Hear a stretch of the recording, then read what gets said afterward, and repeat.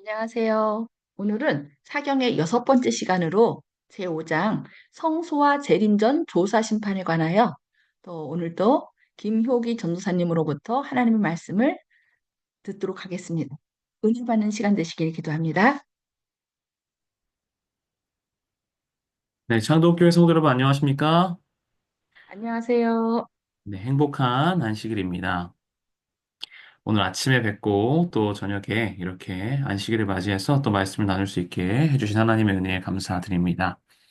저는 내일이 아주 기대가 됩니다. 드디어 제가 창동교회 가서 함께 말씀을 나눌 텐데요. 내일까지 이어지는 이 시간 속에서 저희가 하나님께서 주신 귀한 진리를 연구하는 기쁨을 함께 나누는 우리 모두가 되었으면 좋겠습니다. 안식일의 기쁨과 하나님의 진리를 맛보는 기쁨이 어우러져서 정말 큰 기쁨이 있게 되는 이번 안식일 되기를 간절히 소망합니다. 네, 지금 저희가 4장까지 살펴봤고요. 오늘 이 시간에 5장, 성소와 재림전 조사 심판에 대해서 말씀을 나누겠습니다. 다들 아시다시피 이 교재를 통해서 우리가 하고 있는 것이고요. 자세한 사항들은 이 책을 읽어보시면 잘 나와 있습니다. 개인적으로 이 책을 조금 힘드시더라도 읽어보시기를 꼭 추천드립니다.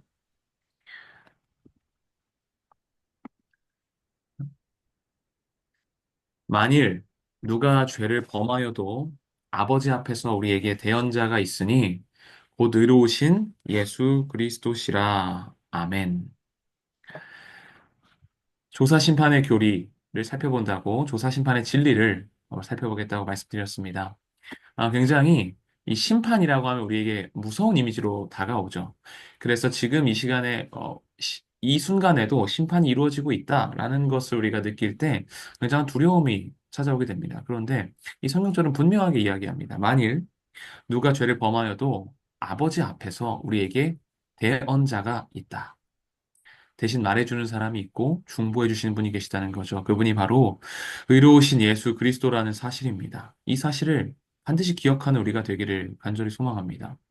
이 조사 심판의 진리를 살피기에 앞서서 이 모든 것들은 나의 구원을 위한 것이고, 우리로 하여금 예수 그리스도를 바라보게 하고 더 사모하게 하는 것이구나라는 사실을 깊이 깨닫고, 여전히 과거에도 그랬고 지금도 그렇고 영원히 우리를 사랑하실 예수 그리스도께 시선을 집중하는 우리 모두가 되기를 간절히 소망합니다. 오늘 함께 살펴볼 목차는 이렇습니다. 첫 번째로 간단하게 서론 볼 거고요. 이 조사 심판의 목적이 무엇인가 다루겠습니다. 그래서 1번, 2번은 간단합니다. 이 심판의 목적, 조사 심판이란 어떤 것이고 이런 목적이다. 라는 것을 이야기할 거고요. 세 번째로는 이 부분이 가장 길고 중요한데요. 성경에서는 이 심판과 심의와 조사에 대해서 어떻게 이야기하고 있는가? 왜냐하면 다른 교회들이나 개신교에서 다른 기독교에서 조사 심판의 교리를 말할 때 하나님께서 우리를 조사하지 않는다. 이런 어떤 좀 민감하게 받아들이거든요. 그런 심판이 존재하지 않는다. 그러나 분명하게 성경은 이 심판과 심판에서 심의하고 조사하는 것이 어떻게 드러나 있는지 이것이 왜 성경적인가를 한번 살펴보는 것입니다. 그리고 마지막으로 결론으로 말씀을 마치도록 하겠습니다. 첫 번째입니다. 그리스도 교회는 언제나 최종적 우주적 심판이 있을 것이라고 믿어왔다. 사실 그리스도인과 불신자들이 하나님께 심판을 받을 것이라는 최종적 심판 교리는 그리스도인들이 대부분 여전히 믿고 있다. 이들과 재림교인 간의 차이는 그 차이는 무엇일까요? 심판이 시작되는 시기가 언제인지에 달려 있다. 여기서는 조사 심판이 성경적 가르침인가라는 질문을 간단하게 다룰 것이다. 네, 이 장에서 이 조사 심판이 성경적인 것인가? 성경에서는 뭐라고 말하고 있고 우리는 왜 이 조사 심판이라고 하는 진리를 갖게 되었는가에 대해서 살펴보는 것입니다. 적혀 있는 글에 나와 있다시피 다들 심판을 믿고 있습니다. 그러나 시기의 차이죠. 우리는 조사 심판이라는 것이 이 하나님의 최종적 심판의 한 국면의 하나라고 보고 있고 대부분의 그리스도인들은 최후에 있을 것이 심판이다. 그것이 최후 심판이 존재한다라고 믿고 있는 것입니다. 그래서 그 시기의 차이가 있다는 거 어, 인지해 주시면 되겠습니다. 자, 2장으로 넘어왔습니다. 빨리 넘어왔죠. 심판의 목적입니다. 그럼 우리가 말하는 이 조사 심판의 목적은 무엇일까?에 대해서 보겠습니다. 재판은 선고로 끝나지만 모든 사법적 절차는 그 선고의 집행에서 완성된다. 만일 판사가 선언한 말이 공허한 말이라면 사회의 시민들 간의 진정한 정의를 재확립하기 위해 의도된 모든 사법적 절차도 헛것이 될 것이다. 라고 말했습니다. 우리가 재판을 받으면 변론을 합니다. 그 다음에 이제 변론이 끝나고 그 피해자들의 이야기와 검사들의 이야기, 뭐 피의자의 이야기, 다양한 것들을 보고 증거를 종합해서 선고를 내리죠. 그럼 선고로 끝나는 것이 아닙니다. 재판 자체는 선고로 끝나지만 그 후에 선고의 집행, 예를 들면 징역, 아니면 뭐 배상하라, 이런 판결이 나고 그것이 실제로 이루어져야지 완성된다는 거예요. 근데 만약 판사가 한 말이 이 공허한 말, 쓸데없는 의미의 말이라면, 아무 효력이 없는 말이라면 사회의 시민들 간의 진정한 정의를 재확립하기 위해 의도된 모든 사법적 절차가 이거 막 헛것이 된다는 것입니다. 그래서 우리가 생각해 볼 때 이 조사 심판도 굉장한 의미를 가진 심판이라는 것입니다. 그 우리가 어떤 의미가 있는지 지금 이 시간 살펴보게 되는 것입니다. 재판이 진실을 향한 투쟁이 일어나고 그리하여 악한 자에 대한 무죄한 자의 승리를 축하하는 장이 되며 재판의 다양한 절차가 희생자를 폭력에서 구하는 데 겨냥되어 공동체가 생명에 이르는 적극적인 길로서의 미시파트를 경험할 수 있다면 정의는 범죄자에 대한 단죄와 불가피한 형벌로서 수행되어야 할 것이다. 우리가 믿고 있는 최종적 심판의 근본적인 목적이 무엇인지 탁월하게 요약하고 있는 것입니다. 재판은 진리를 위해 투쟁이 일어나는 장이라는 것입니다. 이 저자인 보바티가 방금 전 PPT에 글을 읽었던 보바티가 우리가 믿는 최종적 심판의 근본적인 이유가 무엇인지 말하고 있는 거예요. 이스라엘 법정에서 이뤄지던 관행을 묘사하고 있는 것인데, 동일한 일이 하나님의 우주적 법정에도 적용된다는 것입니다. 그리고 그것이 진리를 위해서 투쟁이 일어나는 곳이라고 하는 거예요. 그 심판이. 하나님의 진리가 옹호되기 위하여, 하나님의 공의와 율법이 드러나기 위하여, 그곳에서, 그곳에서 이루어지는 쟁투가 바로 이 심판이라는 것입니다.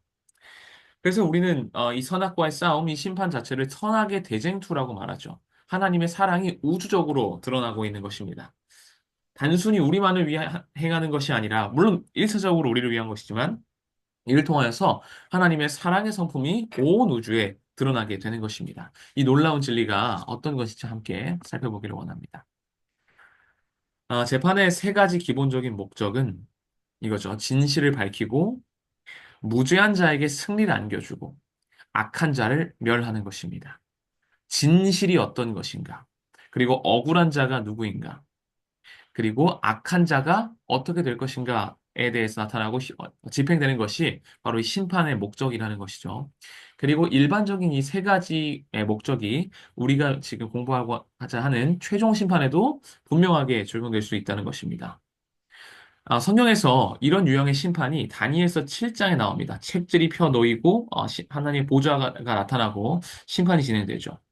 그곳에서 사회적 종교적 붕괴가 일어났고 하나님의 무지한 백성들에 대한 압제와 박해, 그리고 지극히 높으신 자에 대한 공격을 초래하는 것입니다. 이 사회적 종교적 붕괴가요.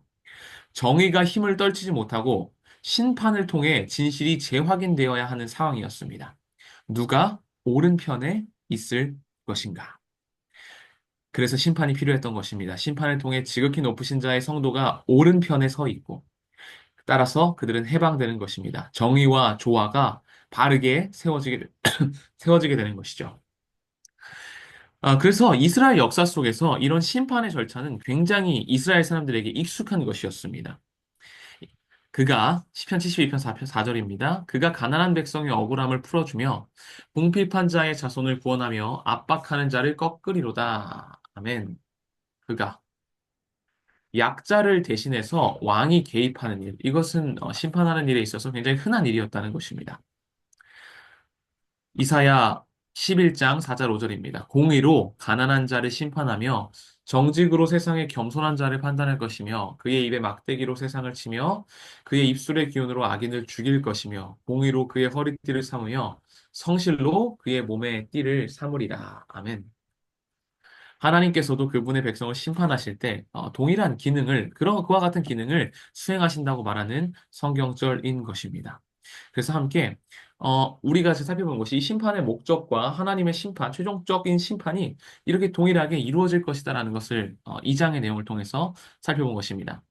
이 심판의 목적은 진실을 밝히는 것이고 무죄한 자, 하나님의 백성이 우리겠죠. 물론 우리는 유죄한 자나 예수 그리스도를 통하여서 무죄한 자가 되는 것이죠. 의로운 자가. 그런 자들에게 승리를 안겨주고 악한 자를 멸하는 것. 이 세 가지의 목적을 가진 심판이 있다는 것, 그 심판의 목적을 알게 된 것입니다. 성경에서 또 하나님께서 그걸 심판하신다. 자, 그렇다면 이것이 어떻게 문제가 되고 우리가 어떤 비판을 받았는지 한번 볼까요? 어떤 이유인지 모르지만 재림교회를 비판하는 자들은 마지막 심판에는 조사가 없고 따라서 조사 심판이라는 개념은 그릇된 것이라고 믿는다. 심판에는 죄송합니다. 증거를 분석하여 법적 판결을 위한 근거로 사용하는 절차가 요구된다는 것을 알면 그런 견해는 다소 놀랍게 보인다. 즉, 증거에 대한 조사나 심의가 없이 재판하는 것은 부적절하고 불가능하다는 말이다. 그러니까 이 심판, 조사라는 말이 들어가서 조사 심판이라고 할 때 굉장한 거부감을 느끼고 이것을 많이 비난하고 비판합니다. 이것이 그릇된 것이라고 이야기해요. 그러나 우리가 말하는 것은 그런 것이 아닙니다. 그들이 주장하는 것과는 달라요. 명확합니다. 법적인 판결을 할 때는 명확한 근거와 절차가 있어야 합니다. 내가 마음에 안 든다고 해서 그럴 것 같다고 해서 판결이 내려지는 것이 아니죠. 그래서 증거에 대한 조사나 심의가 없이 재판하는 것은 부적절하고 불가능하다는 것이 우리의 이야기입니다. 과연 증거에 대한 조사나 심의가 없이 판결을 내릴 수 있을까요? 우리는 그 과정을 조사 심판이라고 이해합니다. 그렇다면 이것이 단지 우리의 생각인지 아니면 성경 속에 나타난 개념인지 한번 이 3장을 통해서 살펴보겠습니다. 구약에 나타난 심판과 조사입니다. 이스라엘 법정에서도 신문이나 탐문 등을 이용하여 진실을 밝힐 수 있는 모든 것을 찾는다. 신문과 탐문의 목적은 분명하다. 조사 활동은 특정 범죄 사건을 밝혀줌으로써 진실과 정의에 맞게 범인을 기소하고 형을 선고할 수 있도록 도왔다. 조사를 통해 진실이 드러난다. 이스라엘 역사의 법정에서 항상 있었던 일인 것입니다. 적절한 신문이나 탐문을 통하여 했던 것. 구약의 역사 속에서 이게 드러났어요. 신명기 13장 13절에서 14절을 참고하시면 되겠습니다. 간음죄가 일어나기 쉬운 어떤 도시에서 간음죄가 일어났다는 소식을 풍문으로 들었습니다. 그럼 풍문이 들었으니까 다가 이스라엘 때, 당신이 일로 와서 심판을 받으세요 했을까요? 아닙니다. 적절한 신문과 탐문이 주어졌고 그것이 진실로 밝혀졌을 때는 심판을 했다는 것입니다. 그 개념이 이 성경에서 신명기에서 나타난다는 것입니다. 또 조사와 관련돼서 심판하고 조사하는 거, 면밀하게 살피는 거에 대해서 사용된 이런 예들이 있습니다. 기드온이 바알의 단을 헐었을 때 그들이 캐어 물었다라고 해요. 왜 그렇게 했는지 샅샅이 조사하는 것이죠. 또 솔로몬이 두 여인을 판결할 때 유명한 재판이죠. 그 여인들에게 적절한 신문을 했죠. 그렇게 지혜로운 판결을 할 수 있었습니다. 가장 지혜로운 판결을 하는데 흘러가는 것이죠. 또 욥은 생소한 자의 일을 사실하여 알려주었다라는 것입니다. 사실하여서 정확하게 조사하고 했다는 것이죠. 또 에스더는 왕에게 모살에 대한 정보를 주어 판단하게 했다. 정확하게 판단해야 할 일에 대해서 정확한 증거를 조사하고 알린 내용들을 우리는 살펴볼 수가 있는 것입니다. 추가적인 정보가 필요하여 매우 명백한 방법으로 그것들을 찾았고, 이 음모 사실을 뒷받침해주는 증거의 조사가 이시 선고가 내릴 수 있게 했던 내용들을 우리가 볼 수 있는 것입니다. 구약 성경에는 심판과 조사에 대한 개념이 이렇게 나오고 있다는 거예요. 이와 마찬가지로 하나님께서도 악인들에게 선고를 내리기 전에 조사하신다는 것입니다. 그러나 하나님께서 그거를 몰라서 조사하는 게 아닙니다. 하나님께서 전지전능하신 분께서 그걸 몰라서 얘가 어떻게 했을까 하고 이것을 신문하고 탐문하시고 조사하실까요? 아닙니다. 이미 다 알고 계시죠. 그러나 공정한 사법적인 절차를 밟기 위함입니다. 그 어떤 죄인이 이 세상에서도 잡혀와도 구속하고 구속 수사를 진행합니다. 현행범으로 체포가 돼도 정확히 그것이 어떻게 이루어졌나 수사를 합니다. 이것이 바로 절차라는 것이에요. 그것이 무시되면 그것은 법이라고 할 수 없는 거예요. 없는 거예요. 법을 무시한 절차는 굉장히 많은 혼란을 일으키게 되죠. 하나님은 질서의 하나님이십니다. 몰라서 하신 것이 아니에요. 우주 앞에 옹호하시기 위하여 하나님의 적법한 절차대로 이것을 운용하기 위하여 이런 조사들을 거치신 것입니다. 그리고 창세기 3장 8절 18절이죠. 인간이 타락한 기사를 통해서도 하나님께서 적법한 절차를 지키시는 모습을 살펴볼 수 있습니다. 첫 번째 시간과 두 번째 시간에 저희가 살펴봤죠. 어떤 식으로 세 번에 있었죠. 범죄하고 하나님께서 인간이 범죄했고 하나님께서 찾아 나서셨고 신문하셨죠. 아담아 내가 어디 있느냐. 그랬더니 아담이 변명합니다. 그리고 그것을 다 들으시고 정확하게 모든 것을 아신 하나님께서 심판하시죠. 형벌을 내리시는 것입니다. 물론 그에 따라 은혜의 구원의 약속이 주어졌지만 하나님께서는 이 사법적인 절차들을 지켜나가시면서 모든 일들을 행하셨다는 것입니다. 하나님이 검사와 판사의 역할을 한 첫 번째 장면이 바로 이 창세기 3장 8절에서 18절입니다. 하나님이 직접 죄를 발견하시고 재판을 진행하고 선고를 내리신 것이에요. 성경에서 유일하게 이 본문 외에 유일하게 나오는 장면이 본문이 다니엘서 7장입니다. 책들이 펴놓이고 심판이 이루어질 것이다. 심판이 있을 것이다. 분명하게 하나님의 심판에는 적법한 절차와 조사가 필요하다고 성경에서 말하고 있는 것입니다. 또 조사와 심의가 심판의 일부라는 점을 다음 두 사건에서 찾을 수 있습니다. 조사 심판, 집행 심판 따로 떨어져 있는 것이 아니고 하나의 법적으로 하나의 사건을 다룰 때 조사, 심의, 그리고 심판, 하나로 흘러가는 하나라는 거다. 하나의 일부라는 거죠. 조사와 심의가 심판의 일부라는 점이죠. 가인과 아벨 사건에서 그것도 알 수 있죠. 하나님께서는 이미 다 아셨어요. 그러나 아벨을 죽인 가인에게 뭐라고 물어보셨습니까? 내 아우 아벨이 어디 있느냐? 하나님께서 모르셨을까요? 아셨습니다. 그런 하나님께서 적법한 절차를 거치신 겁니다. 내가 무엇을 하였느냐? 진상을 조사하시고 그에 따라 심판을 내리는 모습입니다. 소돔과 고모라 사건이죠. 이렇게 말씀하십니다. 성경입니다. 창세기 18장입니다. 내가 이제 내려가서 그 모든 행한 것이 과연 내게 들린 부르짖음과 같은지 그렇지 않은지 내가 보고 알려 하노라. 보고 알려 하노라. 증거를 가지고 법적인 신문을 하시는 것입니다. 시편 7편 8절 9절입니다. 여호와께서 만민에게 심판을 행하시오니 여호와여 나의 의와 나의 성실함을 따라 심판하소서. 악인의 악을 끊고 의인을 세우소서. 의로우신 하나님이 사람의 마음과 양심을 감찰하시나이다. 감찰에 쓰인 용어는 바한, 조사하다, 시험하다라는 것입니다. 시편은 아주 자주 하나님을 심판자로 언급하면서 하나님께서 판결을 선언하시기 전에 증거를 조사하시는 분으로 묘사합니다. 특별히 여기서 쓰인 바한이라는 감찰하시나이다라는 표현은 올바른 심판에 필요한 조사의 국면을 나타내는 그 어떤 한 가지 국면을 나타내는 그런 히브리어 단어입니다. 구약 성경에서 이렇게 자주 심판자 하나님, 적법한 절차를 지키시는 하나님을 나타내는 것입니다. 이스라엘 백성도 이것을 다 이해하고 있었죠. 그렇기 때문에 시편의 기자가 자주 그렇게 하나님의 심판자로서 나타낸 것입니다. 감찰하시고 시편 11편에서도 그러한 내용들이 반복되는 것을 우리는 확인할 수가 있습니다. 뿐만 아닙니다. 선지서들 가운데서도 하나님께서 백성들에 대한 증거를 조사하시는 여러 심판 장면들을 나타남을 우리는 찾아볼 수가 있습니다. 가장 좋은 신뢰 중 하나는 호세아 4장 1절에서 3절 내용이죠. 여기에는 하나님께서 말씀을 들으라는 초청과 심판을 알리십니다. 그 다음에 증거와 혐의에 대한 증거를 나타내시고 법적 판결이 일어나는 것입니다. 말씀을 들으라는 초청과 심판, 이제 내 말씀을 들어라. 증거와 혐의에 대한 증거를 나타내시고 법적 판결이 나타나는 것. 굉장히 적법한 절차죠. 우리가 이 땅에서 살 때, 제가 고소를 당하면 고소장이 날라와야 합니다. 갑자기 길 가다 잡혀서, 이 신문을 하는 게 아니에요. 당신이 고소되었다. 이 재판이 열릴 것이다라고 통지합니다.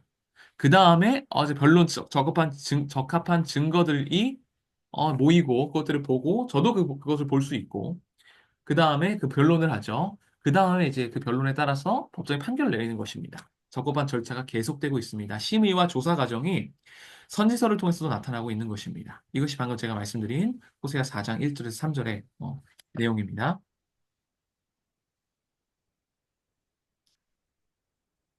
네, 그래서 미가 6장 1절 16절도 심판을 전체적으로 보여준다는 것입니다. 증인을 초청하고 증거를 제시하시고 고소에 대해서 응답하시고 법정이 다시 대답하고 판결이 선언되고 또 스가랴 1장 12절에서도 또 다른 어떤 걸 설명하는데요.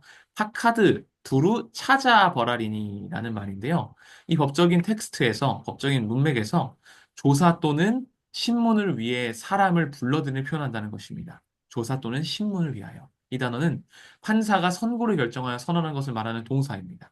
분명한 법적 용어고 심사와 심의, 조사를 의미하고 있는 단어라는 것입니다. 이렇게 우리가 구약 성경에 나타난 심판과 조사 살펴봤습니다. 명확하고 분명합니다. 우리가 하나님께서 심판하실 때에 그냥 이 심판은 조사하시는 거야 라고 말하는 것이 아니라 여러 가지 증거들을 통해서 성경 말씀을 통하여서 그런 개념을 가져왔다라는 것을 알 수 있는 것입니다. 자, 그렇다면 이제 구약을 봤다면 성경은 구약만으로 이루어져 있지 않죠. 함께 봐야겠죠. 신약에는 어떻게 나타나 있나라는 것을 살펴보겠습니다. 신약은 심판에 대한 개념을 말하는 자료를 구약만큼 많이 포함하고 있지는 않습니다. 그러나 의로운 심판을 위해서 최종적 판결을 내리기 전에, 최종적으로 판결이 내려지기 전에 증거를 조사하고 평가하는 과정이 요구된다는 것은 분명히 합니다. 그것을 우리가 이해하기에는 충분합니다. 구약보다는 적지만,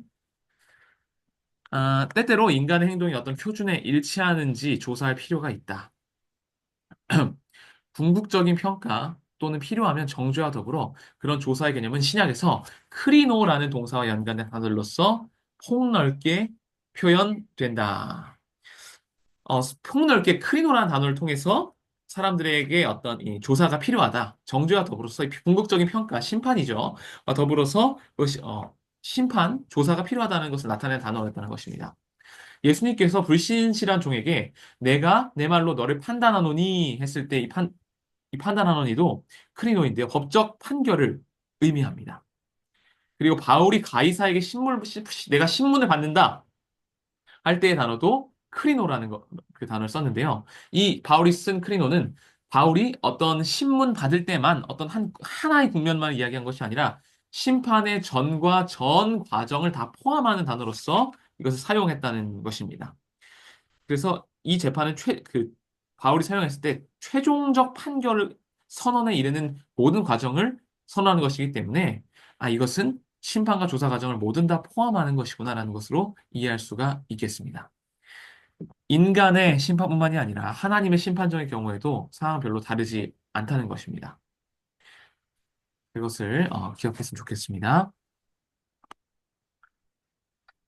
그런데 하나님께서 이제 그렇게 각인의 삶을 평가하는데 하나님께서 사용하시는 표준은 무엇이냐? 야고보서와 로마서의 신약의 말씀을 통해서 우리가 볼 수 있는 게 그 표준은 율법이고 또 예수님께 대한 믿음의 반응 여부라는 것입니다. 얼마나 이것이 감동이고 놀라운지 모릅니다. 개인의 행함이 하나님의 심판대에서 면밀하게 조사될 것이고 이것은 신약 전반에 나타난 개념으로 최종적 심판의 조사의 국면이 포함되어 있다는 사실을 가리킨다. 하나님께서 사용하시는 표준이 율법이라는 것이에요. 우리가 어떻게 행하였는지. 더불어서 예수님께 대한 믿음의 반응 여부를 함께 살핀다는 것입니다. 그것이 면밀하게 조사된다는 것이에요. 처음에 저는 율법을 봤을 때 약간 왠지 모르게 두려운 마음이 생겼었어요. 내가 평가받고 판단받는 게 율법이구나. 잘 지켜야 하는 것일까? 그런데 예수께 대한 믿음의 반응 여부, 죄된 내가 예수 그리스도를 어떻게 의지했는지 그것을 통해서 하나님께서 각인의 삶을 평가하신다는 것입니다. 사랑하는 성도 여러분, 최종적 심판은 두려운 것이 아닙니다. 구약과 신약에서 둘 다 설명하고 있어요. 이 심의와 조사가 심판의 과정 속에 반드시 전 과정에 포함된 일이다라고 이야기하고 있다는 것입니다. 그리고 그것은 두려워할 일이 아니라고 이야기하는 것입니다. 원래 마땅히 심판이 그런 것이라는 것이에요. 하나님은 한 번도 그냥 봐주거나 면밀한 조사 없이 퉁치는 분이 아니라 성경을 통해서 우리가 봤듯이 정확한 절차를 걸치고 우리에게 은혜로운 판결을 내리시는 놀라우신 은혜의 사랑과 공의의 하나님이시라는 사실입니다. 이 하나님을 찬양하는 우리 모두가 되기를 간절히 소망합니다. 바울에 의하면 가기는 하나님의 심판대 앞에 서서 자기 일을 하나님께 직고할 것이다라고 이야기했습니다. 인간 법정에서도 마찬가지였어요. 피고인은 고소인에 대하여 자신을 변호하고 자신의 행동을 설명해야 했습니다. 바울이 이렇게 얘기한 거죠. 뭐라고요? 하나님의 법정에서도 똑같은 것이다. 원래 변론 기회가 아무리 추악한 죄인일지라도 있다는 것을 제가 설명드렸었습니다. 그래서 국선 변호인 제도가 있죠. 너는 변호인을 선언할 권리조차 없는 놈이다. 이런 범죄자는 없습니다. 이 인간의 법에서도 항상 자신을 변호할 권리가 주어집니다. 이 성경에서 하나님의 법정에서도 마찬가지라는 사실입니다. 하나님의 법정에서도 동일하게 적용되는 것이에요. 그러나 하늘 법정에서는 우리를 위하여 말씀하시는 분이 있는데 그분이 바로 우리의 대언자이자 중보자인 예수 그리스도라는 사실입니다. 최종적인 심판에서 그분은 우리의 대표자여 법정 대리인이 되시는 거예요. 심지어 그분은 우리의 의로우신 재판장이며 참된 증인이라는 것입니다. 완전히 우리를 사랑하시고 완벽하게 우리에 대해서 이해하고 계시며 우리를 체휼하시고 우리의 죄를 감싸 안으시는 분이 우리의 중보자여 대변자여 변호사가 된다는 것입니다. 진노의 날에 재림의 날에 하나님의 의로우신 판단이 나타나는 그 날에 지금은 그 심판의 결과가 우리 눈에 보이지 않고 실감이 되지 않을 것입니다. 예수님의 이 놀라운 은혜가 아직은 더 그렇게 크게 실감되지 않을 수도 있어요. 그러나 그 선고가 적용되는 재림의 그 날에 예수님께서 오셔서 우리를 감싸 안으실 때에 우리는 그 심판의 실제성과 공정성을 바라보게 될 것입니다. 예수님께서 참된 분이시기 때문입니다. 우리가 잘해서 내 믿음이 좋아서가 아니라 예수님께서 대언자시고 중보자이시며 우리의 대표자여서 법정 대리자셨기 때문에 우리는 기쁨으로 그날을 기다릴 수가 있는 것입니다. 믿음으로 그날을 기다리는 우리 모두가 되기를 간절히 소망합니다. 그래서 이 아, 성 잠시만요. 네. 신약에서는 이 심판을 그리스도의 재림과 분명하게 결부시키는 것이에요. 예수님의 다시 오신 걸 결부시키지 않을 수가 없습니다. 왜냐하면 다시 오실 분께서 우리를 옹호하고 계시기 때문이에요. 그래서 신약에서 이렇게 통합하죠. 디모데후서 4장 1절에서 바울이 이 두 사건을 통합합니다. 죽은 자를 심판하실 그리스도 예수 앞에서 그의 나타나실 것과 그의 나라를 두고 엄히 명하노니. 또 하나의 본문은 히브리서 9장 27절, 28절입니다. 심판이 있을 것인데 예수님께서 많은 죄를 담당하시려고 단번에 들으신 바 되었고 구원에 이르기 위하여 죄와 상관없이 자기를 바라는 자들에게 두 번째 나타나시리이다. 여기서 우리가 또 주목해 볼 수 있는 것은 이 본문에 따르면 최종적 심판은 살아있는 동안이 아니라 언제 일어난다고요? 죽은 후에 일어난다고 나와 있습니다. 많은 사람의 죄를 담당하시려고 단번에 들이신 바 되셨고 그 위에 어떤 게 있죠? 그 후에는 심판이 있으리니 한 번 죽는 것은 사람에게 정한 것이요 그 후에는 심판이 있으리니 한 번 죽고 나서 그 후에 심판이 있다는 것입니다. 그 다음에 오는 것이 종말론적 사건이 바로 재림인 것이죠. 재림 때에는 그리스도를 기다리는 자들의 구원이 일어나죠. 요약해 보자면 하나님의 백성들의 운명을 결정하는 심판은 영광 중에 예수님께서 임하실 때 그 재림에 있는 게 아니라 재림 전에 이루어진다는 것입니다. 우리가 믿는 심판이 바로 이것입니다. 지금 이 시간에 이루어지고 있는 심판이 바로 조사 심판이라는 것이에요. 명확하게 이 의인이 왜 구원받기에 합당한지에 대하여 옹호하시는 심판이 진행되고 있다는 사실입니다. 분명하게 말하고 있다는 것을 기억하는 우리가 되었으면 좋겠습니다. 또 다니엘 7장에서는 이 심판의 시작과 끝에 대한 구체적인 묘사가 있죠. 그것은 분명하게 하늘에서 일어나는 것이며 성도들의 구원과 악인들의 정죄를 가져온다는 것입니다. 그리고 그것이 집행된 후에 지상의 하나님의 나라가 설립됩니다. 이것이 바로 성경 본문 자체가 제시하는 순서인 거예요. 이 책에 부제목이 있습니다. 재림교회 신앙의 심장, 성경으로 푸는 핵심 성소 교리. 어디 다른 데서 가져온 것이 아니에요. 성경에서 분명하게 이야기하고 있는 것입니다. 이 심판이 언제 일어난다고요? 하나님의 나라가 설립되기 전에. 왜냐하면 면밀하게 그것이 우리가 조사되어져야 하기 때문입니다. 정확하게 우리를 옹호하시기 위함입니다.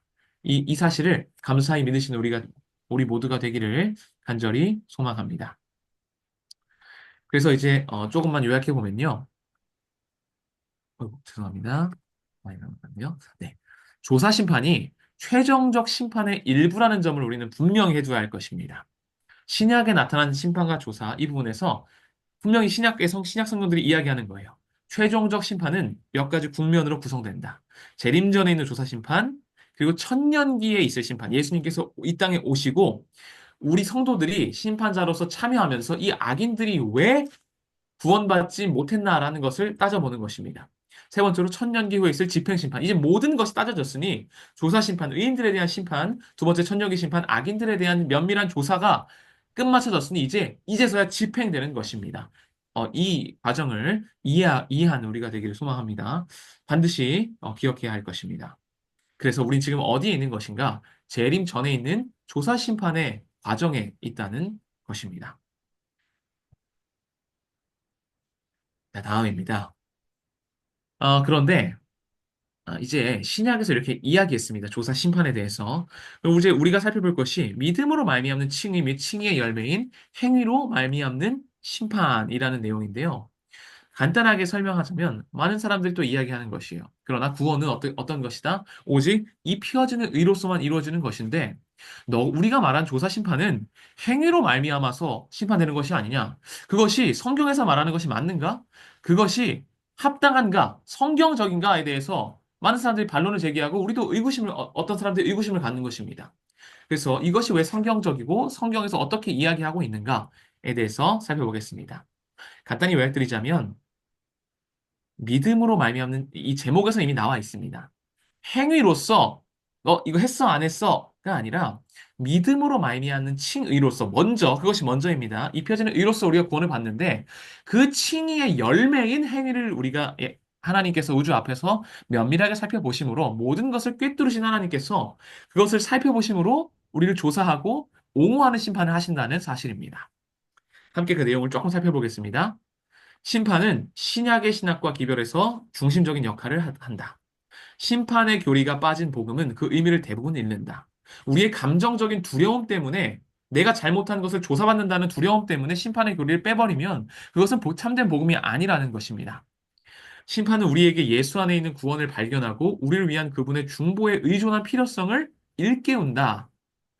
행위로 말미암아서 심판한다고 두려워하라는 것이 아니에요. 오히려 예수 그리스도를 더 바라보게 하고 예수 안에 있는 구원을 발견하게 한다는 것입니다.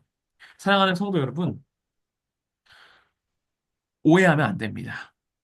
이 심판은 계속 거듭 제가 이 사경에가 또 말씀드리지만 우리의 구원을 위한, 우리를 옹호하기 위한 심판입니다. 이 심판에서 우리는 구원을 발견할 수가 있어요. 더욱더 예수님께 의존해야겠다, 예수님께 가까워져야겠다, 라는 마음을 가지고 나아갈 수 있다는 것입니다. 그 사실을 반드시 기억하는 우리 모두가 되기를 간절히 소망합니다. 마지막에 하나님께서는 열매를 맺은 칭의를 요구하실 것인데, 조사 심판을 통해서 심판 조사되어지고 면밀하게 살펴보는 것이 바로 이거라는 것이죠. 열매를 맺은 칭의. 그것은 믿음 플러스 행함, 구원이라는 공식의 관점에서가 아니라 믿음과 행함을 믿음도 해야 되고 행함으로써 내가 채워야 된다. 내가 무엇인가를 이뤄야 된다라는 것이 아니라 칭의가 성화된 열매의 원천이라는 점에서 우리는 봐야 한다는 것입니다. 칭의는 성화된 열매의 원천. 우리의 행동이 나타나는 것, 우리 삶 속에서 나타내는 것은 칭의의 참다운 열매라는 것입니다. 이 사실을 반드시 기억하는 우리가 되기를 간절히 소망합니다. 만약에 나의 삶을 돌아왔을 때 두려움이 든다면 나는 아직 그런 걸 미치지 못한 것 같다면 우리는 기도해야 할 것입니다. 하나님, 나를 의롭다 칭해 주셨습니다. 내 삶 속에서 그 의로운 열매가 나타나기를 원합니다. 하나님, 그러한 열매를 맺는 삶이 되게 하여 주시옵소서. 그리고 예수 그리스도를 통하여 중보된 나의 삶을 바라봐 주시옵소서라고 기도해야 할 것입니다. 그런 기도가 울려 퍼지는 우리의 개인의 삶이 되기를 간절히 소망합니다. 이어서요. 이 심판은 방금 제가 우리를 옹호한다 말했는데 그것을 넘어서서 심판은 하나님 스스로도 우주 앞에 옹호한다는 것입니다. 왜냐하면 하나님의 율법과 하나님의 품성이 공정한 것이다. 라고 우주 앞에 나타내지는 것이기 때문입니다. 면밀하게 조사했기 때문에 더욱더 공정하게 나타날 수가 있는 거예요. 최종적 심판은 하나님이 옹호됨으로써 결말에 이른다. 그것은 하나님께서 우주의 모든 지성적 존재들에게 제시하는 증거에 기초하여 그 제시한 증거가 무엇일까요? 우리를 조사하신 것이죠. 면밀하게.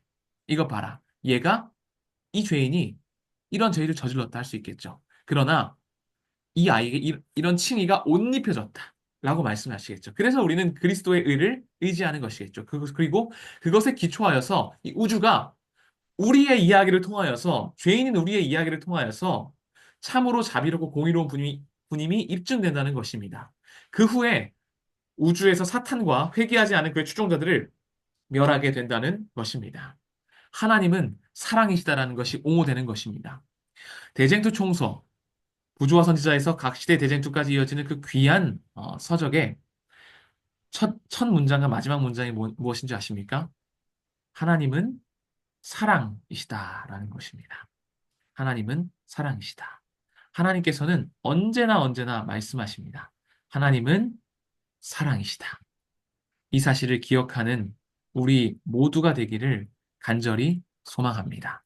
하나님의 심판은 우리를 옹호하고 하나님의 놀라운 품성이 옹호되는 면밀하게 살핌을 통해서 무엇보다 정확하게 우리가 옹호되는 그런 복된 심판이라는 것입니다. 이 심판 중에 있다는 사실에 감사하면서 예수 그리스도를 더욱더 붙잡는 우리 모두가 되기를 간절히 소망합니다.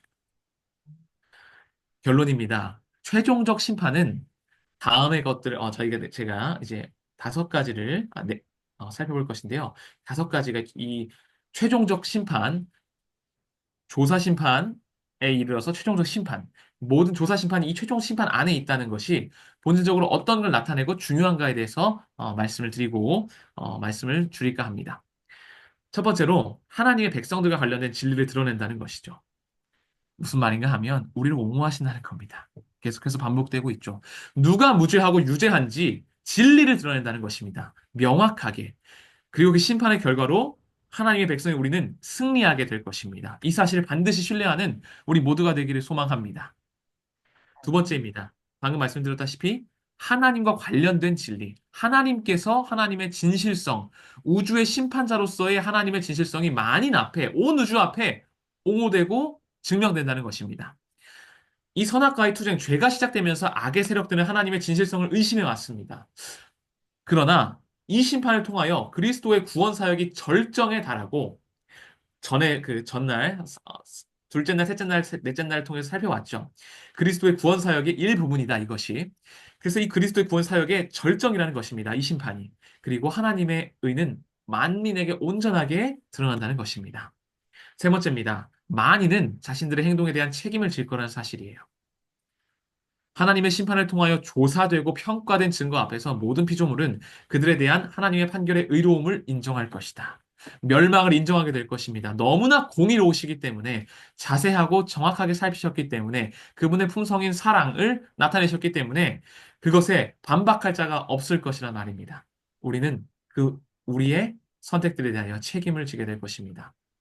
그 심판으로 말미암아 하나님의 판결의 공의로움이 나타나게 될 것입니다. 네 번째는 이 심판을 통하여 그로 말미암아서 그 심판의 집행을 통하여 우주의 조화가 회복되는 것입니다.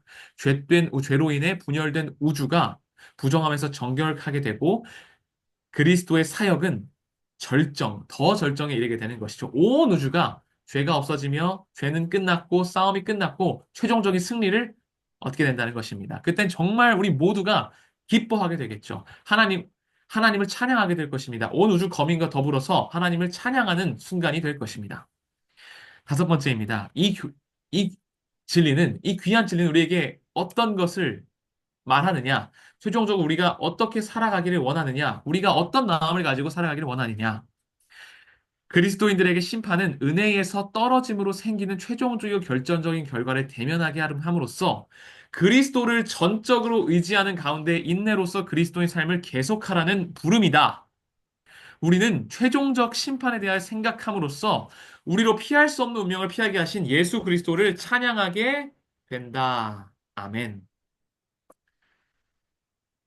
오늘 다 잊으시더라도 이것만을 기억하셨으면 좋겠습니다. 우리가 불안에 떨기를 원하시는 분이 아닙니다. 하나님은 사랑이세요. 그런데 왜 이런 귀한 진리를 우리에게 주셨을까요? 너를 면밀하게 조사할 것이다. 너를 아주 벌겨 벗길 것이다. 먼지 엄청나게 털 것이다. 하신 걸까요? 아닙니다. 너를 면밀하게 조사할 것이다. 그러나 나의 은혜로 너를 옷 입힐 것이다. 너를 면밀하게 조사했을 때 너의 죄악이 보인다면 나를 전적으로 의지하여라. 그 심판이 두렵다면 그렇다면 예수 그리스도의 보혈의 공로를 더욱더 붙잡아라. 인내로서 그리스도의 삶을 붙들고 씨름하면서 끝까지 그리스도 예수를 붙잡는 씨름을 하라고 하는 부르심이라는 사실입니다.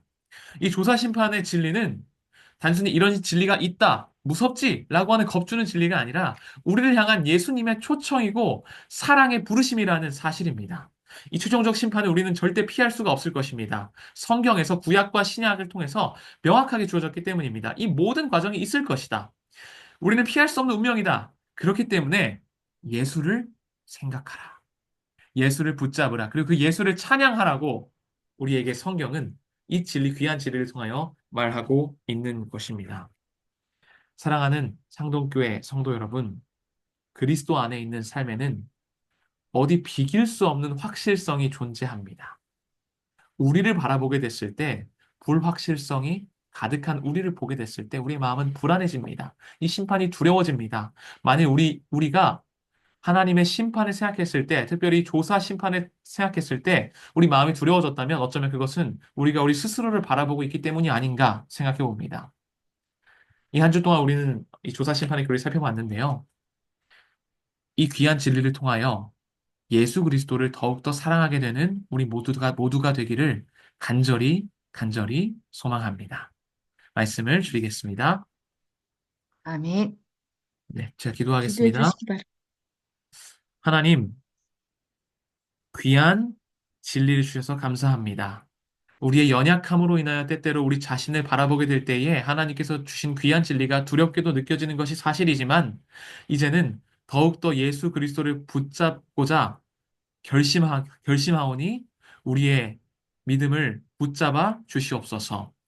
그리스도의 사랑을 더욱 붙잡는 우리가 되게 하여 주시옵소서.